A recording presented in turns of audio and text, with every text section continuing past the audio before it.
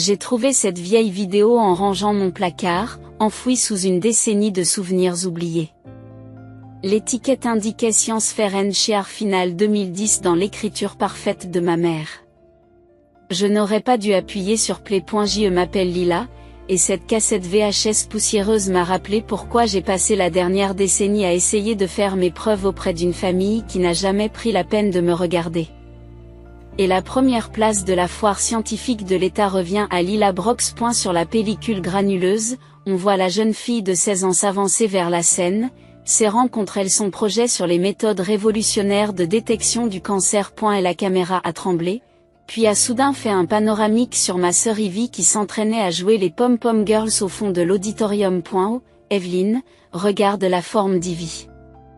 Elle va tout déchirer aux examens de demain, dit la voix de mon père depuis l'arrière de la caméra.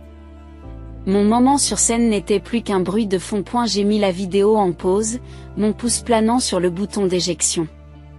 Mais quelque chose m'a poussé à continuer à regarder. Et la scène suivante montrait la finale des Pom-Pom Girls d'Ivy. La caméra ne s'est jamais arrêtée, capturant chaque flip, chaque sourire, chaque mouvement parfaitement exécuté. Les applaudissements de mes parents ont noyé la foule. Lorsque l'équipe d'Ivy a remporté la 2e place, on aurait pu croire qu'elle avait gagné une médaille d'or à en juger par la réaction de mes parents. C'est ma fille, dit mon père d'une voix fêlée par l'émotion. Notre petite star. Mon propre trophée était posé sur une table derrière eux, visible pendant une fraction de seconde avant que la vidéo ne soit coupée. J'étais encore en train de regarder Les Parasites lorsque mon téléphone a sonné. Un message de maman. Dîner en famille ce soir. Nouvelles importantes à propos d'Ivy. Ne sois pas en retard. Bien sûr que c'était à propos d'Ivy. C'était toujours à propos d'Ivy. J'ai jeté un coup d'œil à mon ordinateur portable, où un courriel de la société de biotechnologie que je courtisais était ouvert. À l'intérieur se trouvait une acceptation ou un refus pour un poste qui pourrait tout changer. Mais je savais qu'il valait mieux ne pas en parler au dîner. De toute façon, il changeait de sujet et revenait à l'université d'Ivy. Mon voisin, Monsieur Peterson, était en train d'arroser ses plantes lorsque je suis sortie. Il a jeté un coup d'œil à mon visage et a posé son arrosoir. Vous avez trouvé quelque chose que vous auriez préféré ne pas trouver? M'a-t-il demandé. Son visage usé se plissant d'inquiétude. Juste quelques vieilles vidéos de famille, ai-je dit en forçant un sourire. Rien d'important. Ah, a-t-il acquiescé, voyant clair dans mon jeu. Celle où la caméra semble toujours trouver ta sœur. Je m'arrête net. Tu t'en souviens? Difficile à oublier. Tes parents filmaient tout ce qu'elle faisait pendant que tu gagnais des concours de sciences et des bourses d'études, a-t-il secoué la tête. Cela ne m'a jamais semblé correct. Quelque chose dans ces mots a frappé plus fort que la vidéo. Peut-être parce que c'était la première fois que quelqu'un reconnaissait ce que j'avais ressenti pendant toutes ces années. Je dois aller à un autre dîner de famille. Dis-je en faisant teinter les clés de ma voiture. Apparemment, Ivy a des nouvelles. Et bien? Dit-il en ramassant son arrosoir. Il est peut-être temps de leur donner quelques nouvelles de ton côté. J'ai pensé à l'email qui attendait dans ma boîte de réception. Aux recherches que j'avais menées et qui pourraient révolutionner la détection précoce du cancer. Le même concept que j'avais exploré pour la première fois dans ce projet de foire scientifique que personne n'avait regardé. Tu as peut-être raison. Ai-je dit en redressant les épaules. Il est peut-être temps qu'il me voie vraiment. Alors que je me dirigeais vers la maison de mes parents, j'ai repassé la vieille vidéo dans ma tête. Mais cette fois, je ne regardais pas mon adolescent sur cette scène. Je regardais le moment où je suis devenue invisible aux yeux de ma propre famille. Le problème quand on est invisible, c'est que personne ne vous voit arriver. Le dîner de famille était exactement ce à quoi je m'attendais. Un sanctuaire pour le dernier triomphe d'Ivy. Je suis arrivée juste au moment où maman disposait des roses fraîchement coupées au centre de la table, probablement pour accompagner l'annonce d'Ivy. Avant même que je n'ai pu mentionner la vérification de mon courrier électronique professionnel, Ivy a fait irruption par la porte d'entrée. Je suis fiancée. Elle a avancé sa main gauche, un diamant massif accrochant la lumière. Jack, son petit ami depuis 8 mois, suivait derrière elle avec ce sourire facile qui semblait charmer tout le monde sauf moi. Nous pensons au mois de juin, s'est exclamé Ivy, tandis que maman se tamponnait les yeux avec une serviette. Un mariage dans un jardin, comme tu l'as toujours voulu pour moi. J'ai bu une longue gorgée de vin, me rappelant les courriels qui attendaient toujours dans ma boîte de réception. Ce poste me permettrait de diriger ma propre équipe de recherche et de mettre au point une technologie susceptible de sauver des milliers de vies. Mais le timing n'a jamais été mon point fort. En fait, j'ai commencé par poser mon verre. J'ai aussi des nouvelles. Et la famille de Jack possède la plus belle salle du Vermont. Maman m'a interrompu, en train de chercher des photos sur son téléphone. Lila, tu vas devoir demander un congé. Tout le mois de juin, probablement. Tu vas être la demoiselle d'honneur. Papa donna une tape sur l'épaule de Jack. Bienvenue dans la famille, fiston. Nous avons toujours su qu'Ivy trouverait quelqu'un de spécial. J'ai senti mon téléphone vibrer dans ma poche, probablement l'entreprise de biotechnologie qui se demandait pourquoi je n'avais pas répondu. Le poste nécessiterait un déménagement à l'autre bout du pays. 6 mois minimum, à partir de juin. À ce propos, j'ai dit. Plus fort cette fois, que je ne serai peut-être pas disponible en juin. J'attends des nouvelles d'un poste de chercheur. Oh, chérie. Maman fait un geste dédaigneux de la main. Tu n'es pas encore en train de faire ce travail de laboratoire, n'est-ce pas? Tu as 28 ans. Il est temps de penser à t'installer comme ta sœur. Il n'y a pas que le travail de laboratoire. J'ai parlé d'une voix serrée. Il s'agit d'une technologie révolutionnaire de détection du cancer. Le même concept que j'ai développé au lycée.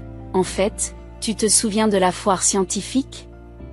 Les regards vides sur leur visage répondaient à cette question. Eh bien, Ivy a gazouillé, en parlant de lycée. Devinez qui j'ai croisé? Tu te souviens de Tommy Phillips de l'équipe de football? Il est célibataire maintenant, Lila. Je pourrais t'arranger un coup. Je me suis levée si brusquement que ma chaise a raclé le sol. J'ai besoin d'air. Dans l'arrière-cour, j'ai finalement ouvert l'email. Félicitations. Il commençait ainsi. Nous serions honorés que vous dirigiez notre équipe de recherche. Et la porte arrière s'est ouverte et Jack est sorti. Dure nuit. Tu ne devrais pas être à l'intérieur en train de préparer ton mariage parfait de juin? Il rit, mais ce n'est pas le son confiant qu'il a l'habitude d'émettre. Je peux être honnête? Je déteste les mariages dans les jardins. Et le Vermont. Il sortit une cigarette, les mains tremblant légèrement lorsqu'il l'alluma. Mais ce qu'Ivy veut, Ivy l'obtient, n'est-ce pas? Quelque chose dans son ton m'a fait regarder de plus près. La montre de marque qu'il portait au poignet avait disparu, remplacée par une ligne de bronzage. La même montre qu'il s'est vanté d'avoir achetée le mois dernier. Tout va bien, Jack? Il a tiré une longue bouffée. Bien sûr. Super. Parfait. Chaque mot dégoulinait de sarcasme. Comme tout doit être parfait dans cette famille, n'est-ce pas?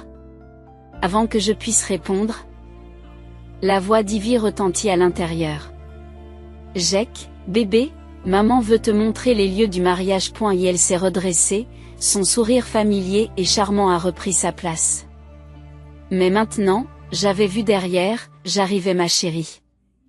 Tandis qu'il se dirigeait vers l'intérieur, je sortis mon téléphone et tapai 2 mots en réponse à l'offre d'emploi. J'accepte. Maman est apparue dans l'embrasure de la porte. Lila, arrête de te cacher ici. Il faut qu'on parle de l'essayage de ta robe. Je l'ai regardé, vraiment regardé, et j'ai vu ce qui m'avait échappé. Le léger tremblement de ses mains lorsqu'elle lissait ses cheveux déjà parfaits. L'éclat forcé de son sourire. La façon dont elle ne cessait de jeter un coup d'œil sur le dos de Jack qui se retirait. Ils faisaient tous semblant. Chacun d'entre eux. Eh bien, j'avais fini de faire semblant. J'avais une offre d'emploi dans une main et un secret de famille en train de se former dans l'autre. Pour la première fois de ma vie. Je me sentais visible parce que je les voyais enfin clairement eux aussi. J'arrive maman, dis-je en empochant mon téléphone. Je pense qu'il est temps d'avoir une vraie discussion en famille. 3 semaines après avoir accepté le poste de chercheur, j'ai croisé tante Felicity à la banque locale. Elle portait son badge de manager et une expression soucieuse que je n'avais pas vue depuis la remise de mon diplôme de fin d'études secondaires. Lila, dit-elle en jetant un coup d'œil autour d'elle avant de m'entraîner dans son bureau.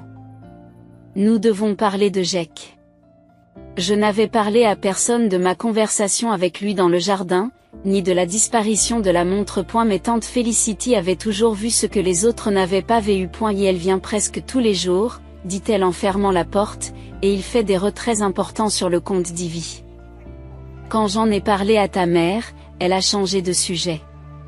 Mon estomac s'est serré. Quel montant? Elle a fait glisser un morceau de papier sur son bureau.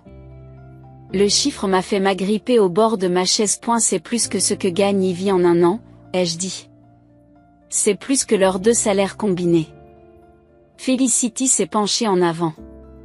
Et ce n'est que pour le mois dernier. Un souvenir a surgi. Les mains tremblantes de Jake lorsqu'il a allumé sa cigarette. Et la montre manquante, le sourire forcé. Les pièces se mettaient en place, formant une image que je ne voulais pas voir. Mon téléphone a sonné. Un message d'Ivy. Il faut qu'on parle. Un café? Juste entre sœurs. Il faut que j'y aille. J'ai dit à Felicity, en me levant. Mais merci de me l'avoir dit. Elle m'a attrapé le bras. Fais attention, Lila. Parfois, aider signifie faire des choix difficiles. J'ai retrouvé Ivy à notre café habituel, mais elle n'était pas aussi pétillante qu'à l'accoutumée. Son sac à main de marque avait disparu, remplacé par un sac fourre-tout usé. Sa bague de fiançailles tournait nerveusement à son doigt. J'ai besoin d'emprunter de l'argent. A-t-elle lancé avant que je ne puisse m'asseoir. Jusqu'au mariage. Les investissements de Jake. Ils prennent juste plus de temps que prévu pour être remboursés. Les investissements. J'ai gardé ma voix neutre, me souvenant du bordereau de retrait sur le bureau de Felicity. Oui, il a le système. Elle s'est interrompue, les yeux détournés. Cela n'a pas d'importance. Pouvez-vous m'aider ou non? J'ai pensé à mon nouveau travail, au déménagement à l'autre bout du pays, à la chance de pouvoir enfin construire quelque chose qui m'appartienne. Combien? Elle a cité un chiffre qui allait épuiser mes économies. Mon avenir. C'est tout ce que j'ai, Ivy. Mais c'est toi qui as réussi. Sa voix s'est brisée. La plus intelligente. Tu comprends toujours tout. C'est le cas? Je me suis penchée en avant. Parce que de mon point de vue, je ne suis que la sœur invisible qui est censée nettoyer les dégâts des autres. Son visage s'est froissé.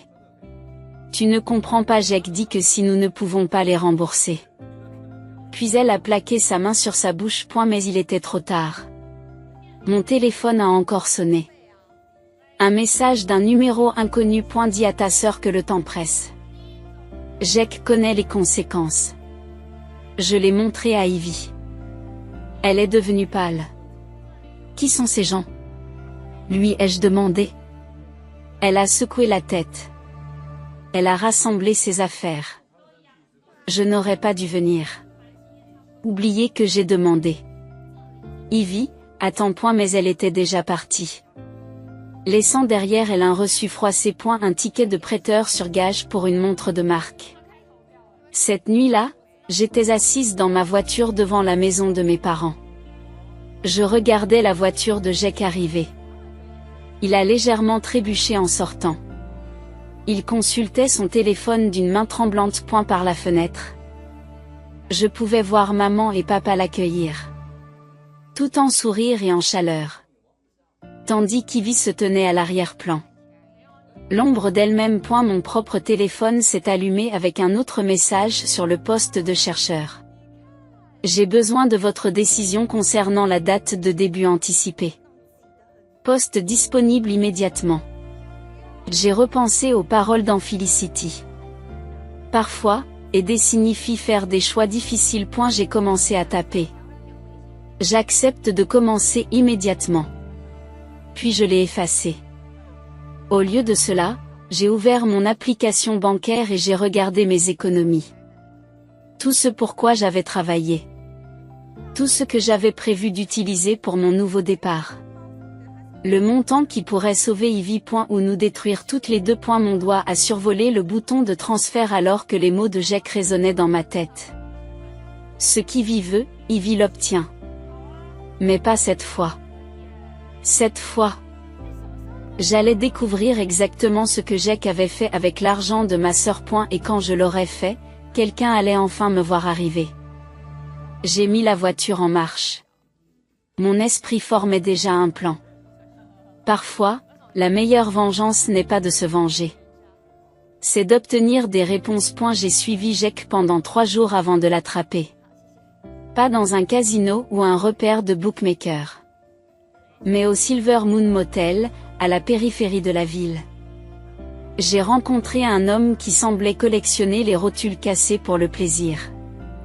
Par la fenêtre de ma voiture. J'ai regardé Jack me remettre une enveloppe. Ses mains tremblaient comme lors du dîner de fiançailles. L'homme a compté le contenu. Puis il a secoué la tête. Même de l'autre côté du parking, je pouvais voir le visage de Jack se décomposer. Mon téléphone a sonné. Un autre texto de maman sur les préparatifs du mariage. L'essayage de la robe d'Ivy a lieu demain. Sois là à 10h. Ne sois pas en retard comme la dernière fois. J'allais répondre quand la voix de Jack a attiré mon attention. Je m'occupe du reste. J'ai juste besoin de plus de temps. La réponse de l'homme était trop silencieuse pour être entendue, mais la réaction de Jack ne l'était pas. Il a trébuché en arrière. Le visage blanc comme du papier.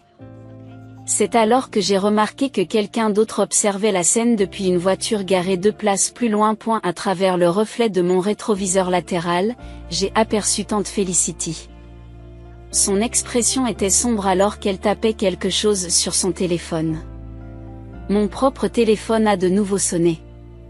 Cette fois, c'était Felicity. Mon bureau. Maintenant. À la banque. Elle n'a pas perdu de temps avec des plaisanteries. Jack est endetté auprès d'usuriers.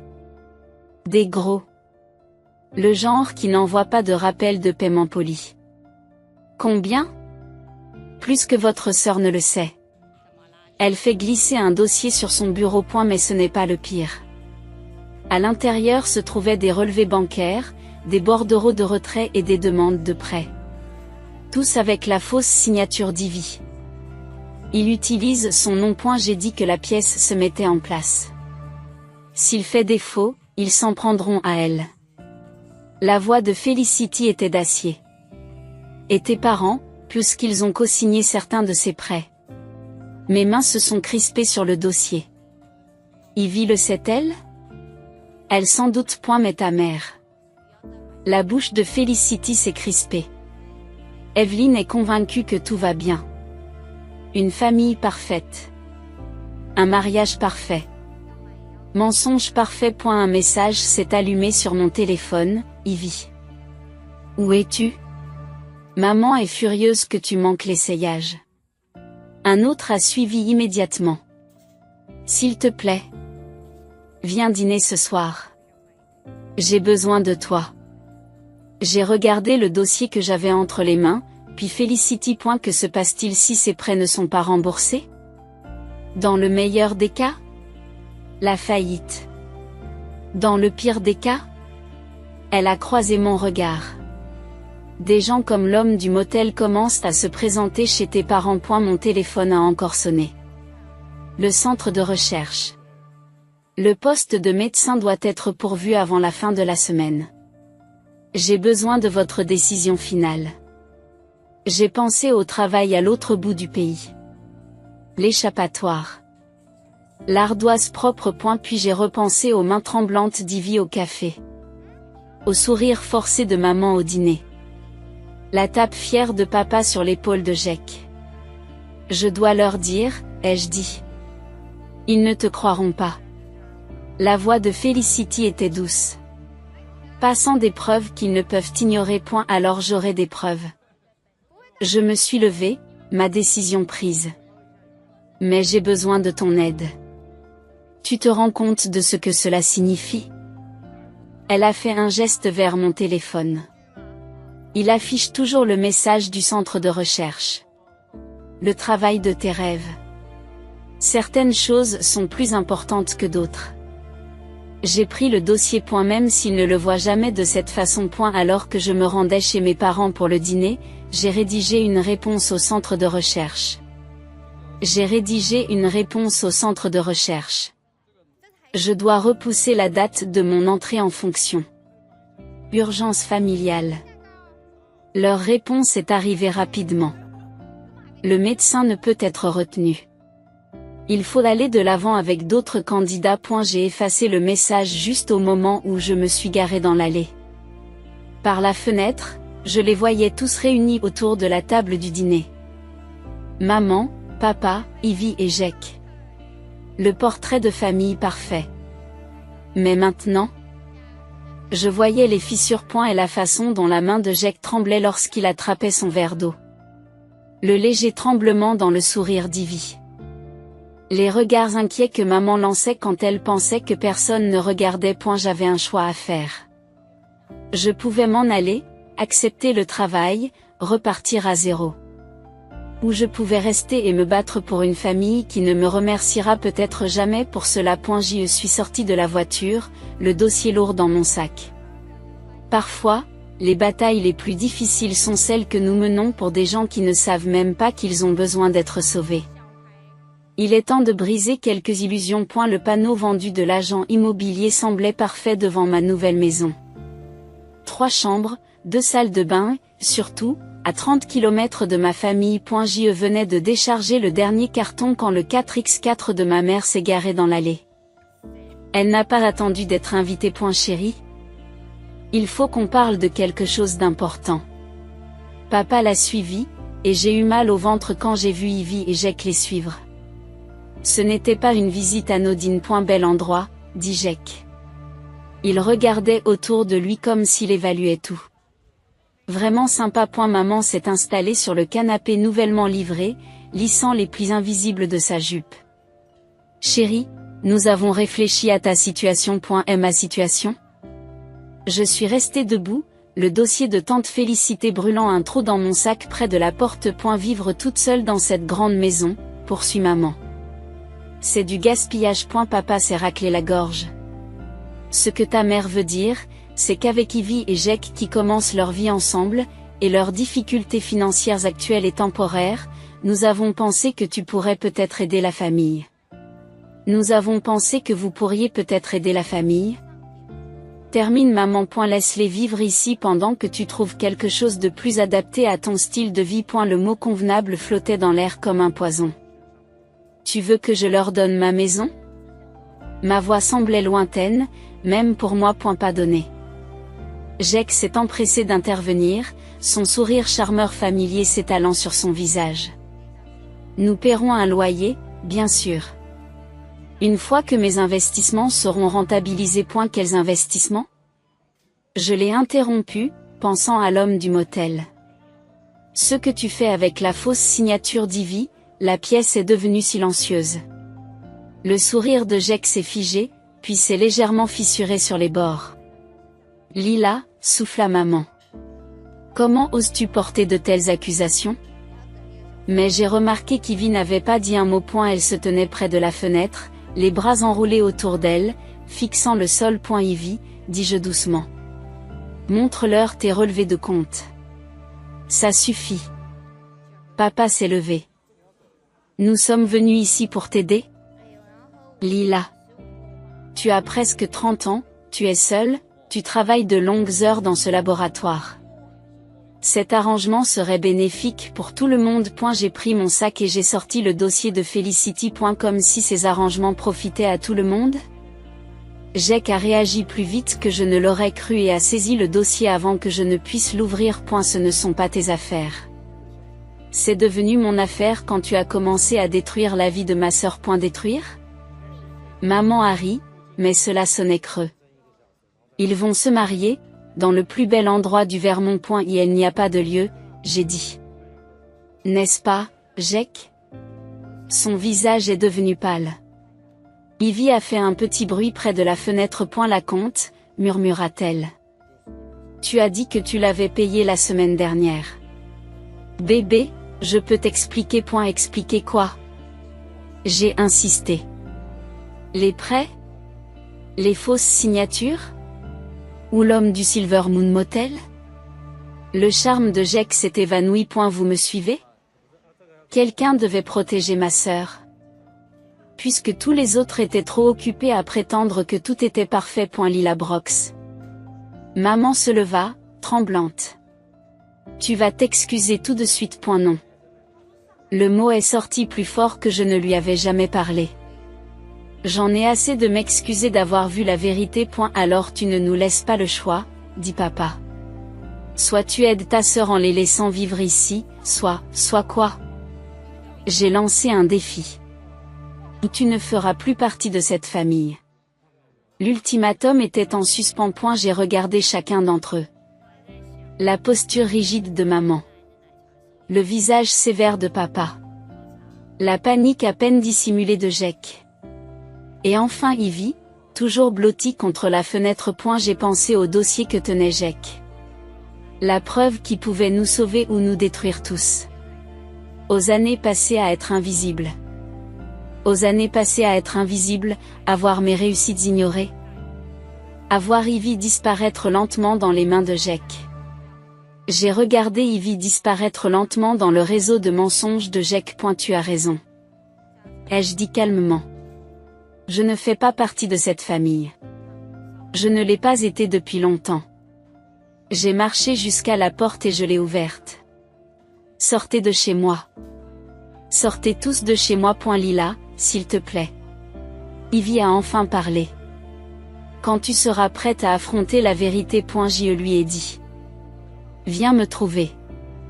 Mais d'ici là, j'ai fini de faire semblant. Ils sont partis. Jake tient toujours le dossier. Mais je n'étais pas inquiète.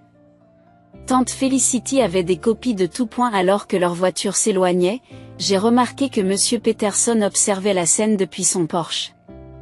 Il a levé sa tasse de café en guise de salut silencieux. Parfois, il vaut mieux être seul que d'être entouré de gens qui veulent vous voir tomber. 3 jours après avoir mis ma famille à la porte. Ivy s'est présentée à ma porte avec un œil au beurre noir et les mains tremblantes. Il est devenu fou, a-t-elle murmuré. Les hommes à qui il doit de l'argent sont venus à la maison. Je l'ai entraîné à l'intérieur juste au moment où un SUV sombre passait devant ma maison pour la 3e fois de l'heure. Ivy a tressailli au son du moteur. Maman et papa ne me croient toujours pas, dit-elle en s'enfonçant dans mon canapé. Ils pensent que je dramatise. Que je l'ai provoqué. Avant que je puisse répondre, mon téléphone a sonné. Tante Felicity. Jake vient de vider les comptes de tes parents. Tous. Un autre message a suivi. La police est impliquée. C'est mauvais. J'ai montré les messages à Ivy. Elle n'a pas pleuré. Il s'est passé quelque chose de pire. Elle a ri. Un son creux qui m'a donné la chair de poule. Tu sais ce que maman a dit quand je lui ai parlé des prêts? La voix d'Ivy était étrangement calme. Elle a dit que je devrais être plus compréhensive. Que chaque mari a ses difficultés. Et la sonnette de ma porte a retenti. Par le Judas, j'ai vu 2 hommes en costume. Pas des policiers. Ils avaient une mauvaise posture. L'un d'eux était l'homme du motel. MS Brox, a dit l'un d'eux. Nous devons discuter des obligations de votre beau-frère. Ivy m'a attrapé le bras. Ses doigts s'enfoncent. Je l'ai tiré vers la porte de derrière. Mais les phares ont balayé les fenêtres de ma cuisine. Ils avaient encerclé la maison. Mon téléphone a encore sonné. Maman. Comment oses-tu remplir la tête d'Ivy de mensonges? Jake dit que tu répands des rumeurs à la banque. On t'a élevé mieux que c'est à point il y a autre chose. Chuchote Ivy alors que les hommes continuent de frapper. Jake. Il a utilisé son nom aussi. Sur certains des prêts. Le monde a basculé. Quoi? Il a trouvé tes anciennes déclarations d'impôts dans le bureau de maman. Il a dit que tu avais le meilleur score de crédit. Les coups sont devenus des coups de marteau. Mon téléphone s'est allumé avec une alerte de ma banque. Plusieurs prêts étaient en retard de paiement. Des prêts que je n'avais jamais contractés. La police est en route. Tante Felicity a envoyé un texto. Mais ton crédit est détruit. Il gèle tes comptes. Et la porte arrière a claqué. Un autre homme en costume a regardé par la fenêtre. MS, Brox. La voix de l'avant s'est faite plus dure. Ne rendez pas les choses difficiles. J'ai pris la main d'Ivy et je l'ai tirée vers la porte du sous-sol. Il y avait une petite fenêtre qui donnait sur le jardin. Si nous pouvions juste, le verre se brise à l'étage. Des pas lourds traversèrent le sol de mon salon. Tu sais ce qui est drôle? Chuchote Ivy alors que nous sommes accroupis dans l'obscurité. J'ai toujours pensé que tu avais de la chance. Si intelligente. Si indépendante. J'étais tellement jalouse. Il le faut. Mais tu avais raison. Elle a continué, la voix brisée. Ils ne t'ont jamais vu. Tout comme ils ne m'ont jamais vraiment vu. Nous étions juste des accessoires dans leur photo de famille parfaite. Des pas dans les escaliers du sous-sol. Le faisceau d'une lampe de poche a traversé l'obscurité. Mon téléphone s'est allumé une dernière fois. Papa, arrange ça. Quoi que tu aies fait pour nuire à la réputation de Jake, répare-le. Ou ne t'embête pas à revenir à la maison. Et la lampe torche nous a trouvés. L'homme du motel a souri. Mais il n'a pas atteint ses yeux. Mesdames, dit-il doucement. Discutons de la dette de votre famille. Je me suis levé lentement, poussant Ivy derrière moi. Par la petite fenêtre du sous-sol, je pouvais voir Monsieur Peterson sous son Porsche. Le téléphone à l'oreille. Il regardait attentivement. Des sirènes de police retentissaient au loin. Vous voulez parler de dette? J'ai dit que j'achetais du temps. Parlons de la façon dont ma famille paie ses dettes depuis des années. Certains avec de l'argent. Certains par le déni. D'autres par l'obéissance aveugle. Le sourire de l'homme s'est légèrement assombri. Mais j'ai fini de payer. J'ai continué, en entendant les sirènes se rapprocher. Et j'ai la preuve de chaque prêt illégal. De chaque fausse signature. Chaque menace. Vous bluffez, a-t-il dit. Mais ses yeux se sont tournés vers la fenêtre alors que des lumières rouges et bleues commençaient à clignoter à l'extérieur. J'ai pensé aux copies qu'en Felicity avait conservées en toute sécurité. Aux années de victoires invisibles et de défaites silencieuses. A eu prix à payer pour être la fille imparfaite d'une famille parfaite. Essayez-moi. Ai-je dit, alors que des policiers encerclaient la maison. Je n'ai plus rien à perdre. Parfois. Le fait de toucher le fond vous montre exactement de quoi vous êtes fait. Et la salle d'interrogatoire de la police semblait plus petite au fil des heures. De l'autre côté de la table, l'inspecteur Martinez étalait les preuves qu'en Felicity et moi avions rassemblées, documents de prêt. Des relevés bancaires. Des photos de surveillance du Silver Moon Motel. Jack Turner a été arrêté alors qu'il tentait de franchir la frontière canadienne. Mais il prétend que vous êtes le cerveau. Que vous avez imité les signatures. Que vous avez orchestré les prêts. Un coup frappé à la porte nous a interrompus. Maman et papa ont fait irruption. Leur avocat les suivait de près. Cela se termine maintenant. A demandé le père. Notre fille ne portera pas plainte. J'ai croisé son regard. Quelle fille? Papa? Celle qui a un œil au beurre noir? Ou celle qui a essayé de vous prévenir? Maman s'est avancée. Son maquillage parfait ne pouvait pas cacher son épuisement. Lila? S'il te plaît. Pense à ce que cela va faire à la réputation de notre famille. Ta réputation? La voix d'Ivy vient de l'embrasure de la porte. Elle se tenait là. Les papiers de sortie de l'hôpital à la main. Elle semblait plus petite que je ne l'avais jamais vue. C'est ce qui t'inquiète. La chérie d'Ivy. Maman a commencé. Ne le fais pas. Ivy s'est approchée de la table. Elle a pris l'un des documents de près. C'est l'écriture de Jack. Il a imité ma signature pendant que je dormais. Il a dit qu'il investissait dans notre avenir. Elle a ri amèrement. Quand je l'ai enfin interrogé. Il m'a donné ça. Elle a fait un geste vers son visage. L'avocat de papa se racle la gorge. Nous pourrions peut-être en discuter en privé. Il n'y a plus d'intimité. Dis-je en sortant mon téléphone. Fini les mensonges de la famille parfaite.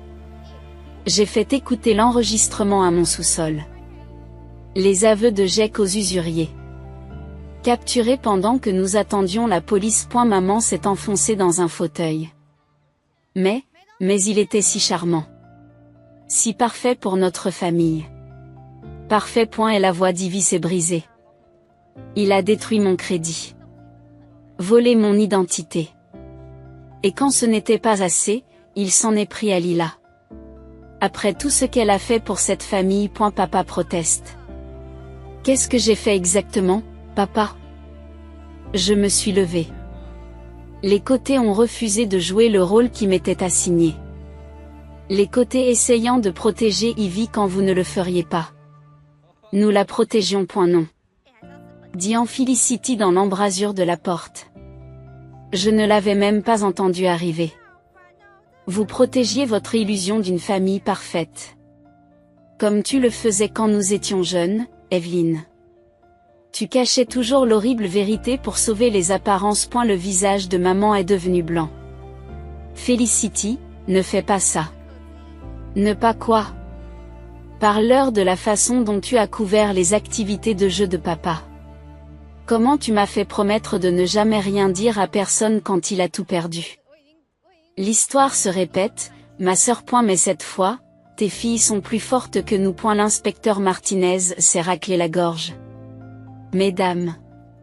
Brox, monsieur Brox.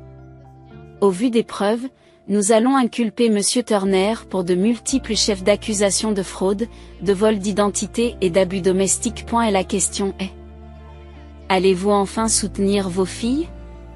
Ou les apparences sont-elles encore plus importantes? Le silence s'étire. J'ai vu la façade parfaite de mes parents se fissurer. Des années de déni se sont effondrées sous le poids de la vérité. J'y témoignerai. Dit Ivy à voix basse. De tout. Tu seras déshérité. Papa a prévenu. C'est bien. J'ai pris la main d'Ivy. Nous n'avons jamais voulu votre héritage. Nous voulions des parents qui nous voient vraiment. Maman s'est mise à pleurer. Mais pour une fois, elle n'a pas essayé de le cacher. Je ne voulais pas voir, a-t-elle murmuré. Parce que voir, c'était admettre que j'avais échoué.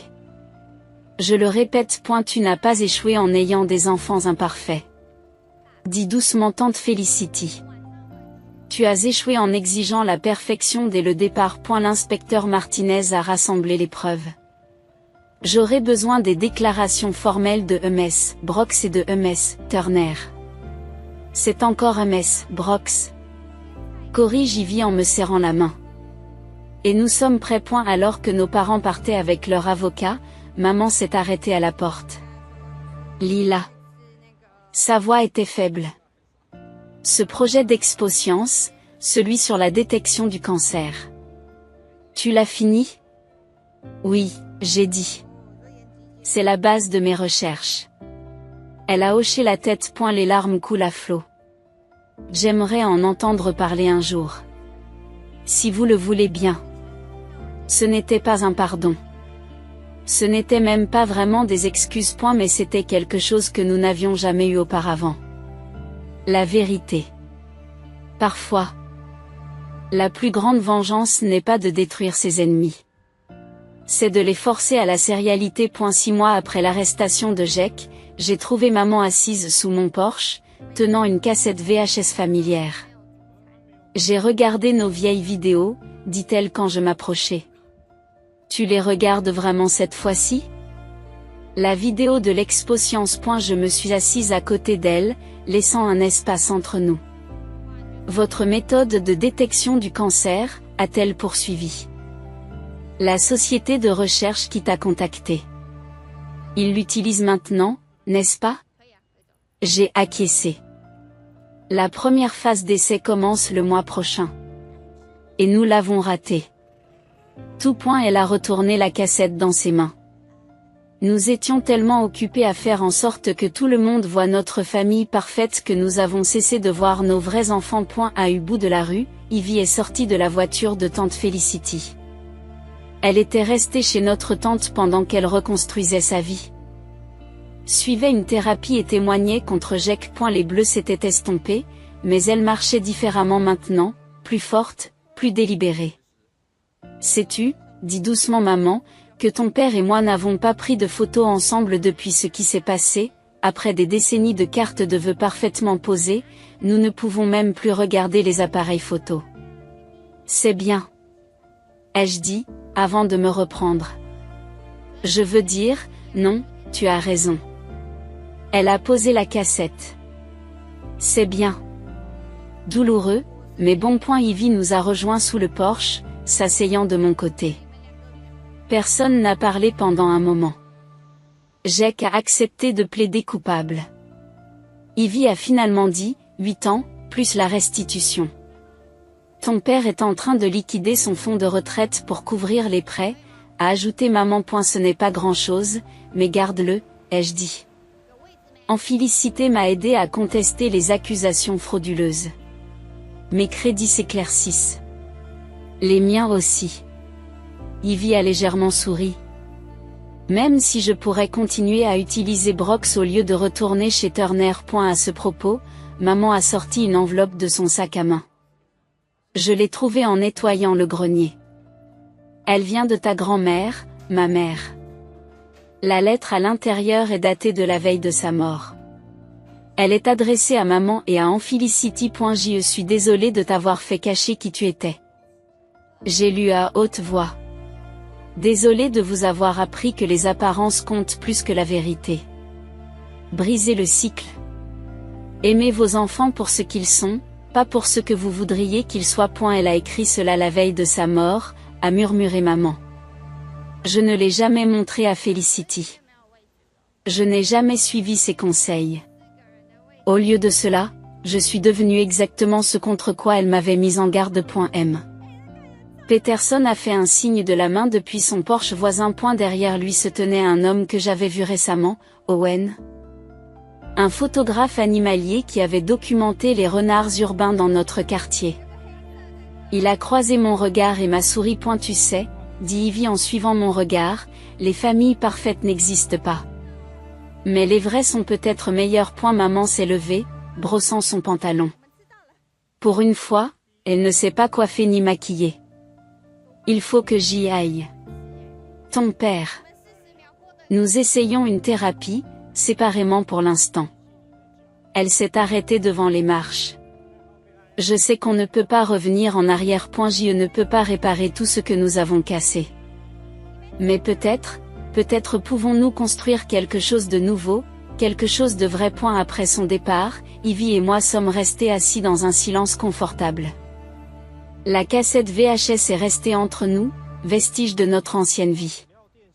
Que devrions-nous en faire, demande Ivy. J'ai pensé à la vengeance, à la justice, à la protection. Aux années passées à se battre pour être vus. Gardons-le.